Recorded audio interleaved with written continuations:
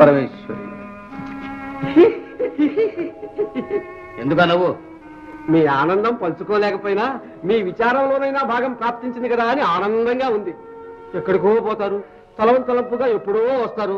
స్వామి, ఈ మధ్య నాకు పిచ్చి ఎక్కువైపోయింది స్వామి.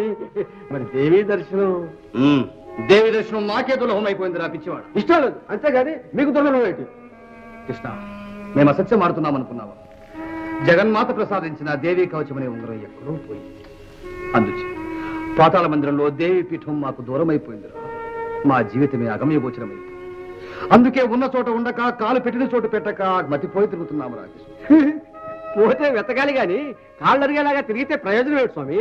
వెతికి వెతికి వేసారాము రాకృష్ణ.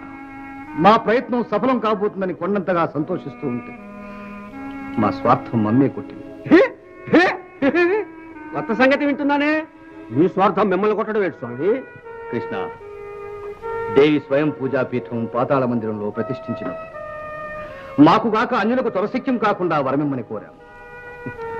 ఆ పరమేశ్వరి దేవీ కవచం అనే ఉంగరం వసి దాని సహాయం లేనిదే మాకు కూడా తొలసిక్యం కాదని సెలవిచ్చింది.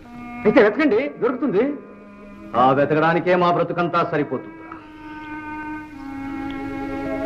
పరమేశ్వరి సన్నజాజి పక్క మీద సంకురాత్రి,